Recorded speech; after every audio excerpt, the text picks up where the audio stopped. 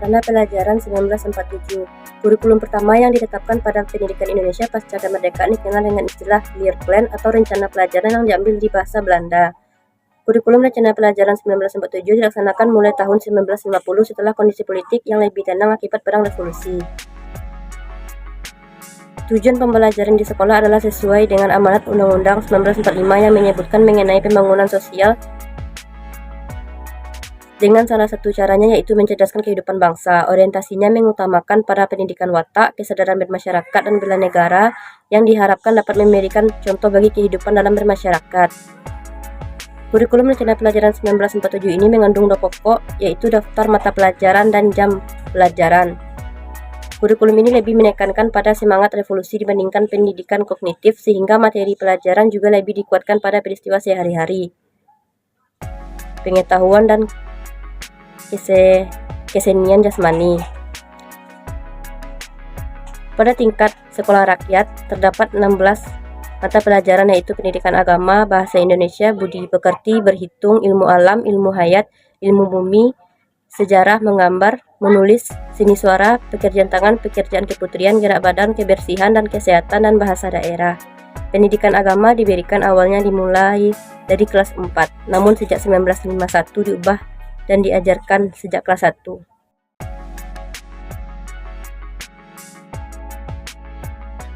Rencana Pelajaran Terurai tahun 1952.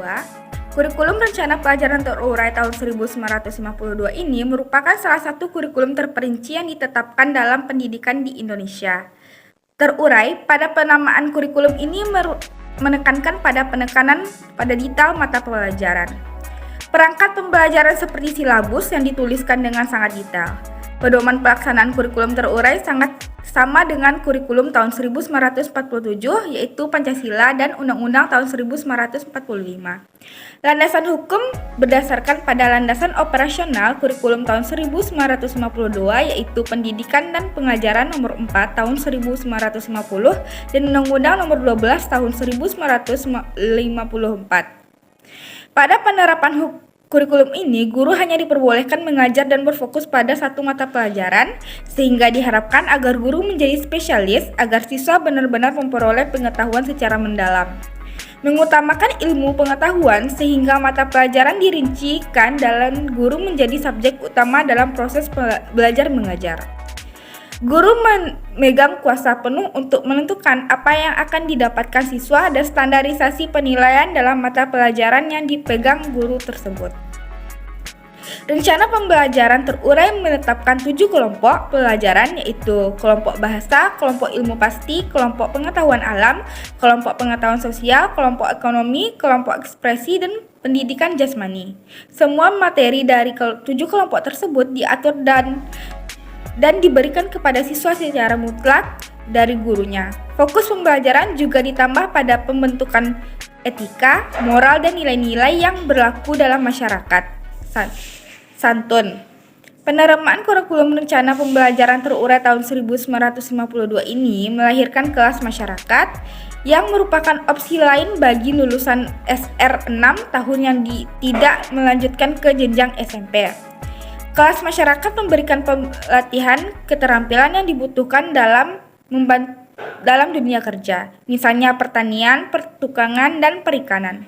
Kelas masyarakat ini cukup membantu bagi banyak lulusan SR pada masa itu yang tidak bisa melanjutkan ke jenjang pendidikan lebih tinggi karena masalah biaya dan pembutuhan pelatihan untuk pelatihan keterampilan sebagai bekal dalam mencari pekerjaan.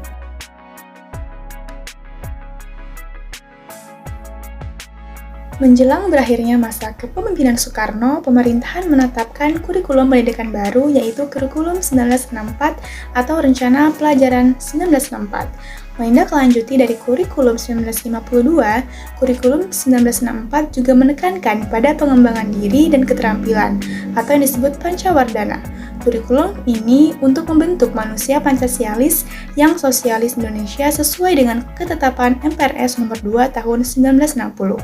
Tujuan pengadaan kurikulum ini yaitu untuk memberikan bekal pengetahuan akademik untuk meneruskan ke jenjang pendidikan selanjutnya.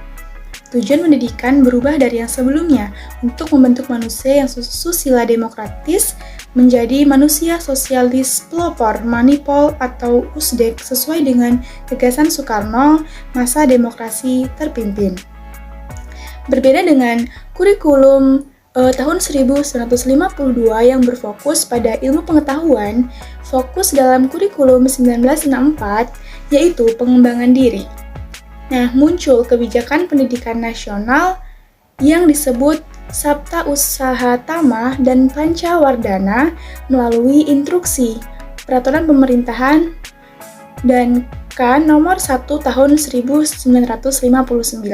Sabta Usaha Tama berisi tentang PP dan K, koperasi, kelas masyarakat, kesenian dan keolahragaan, serta regu kerja di kalangan universitas. Sedangkan Pancawardhana berisi tentang 9 pengembangan rasa cinta tanah air, moral, berkarya, emosional, dan jasmani.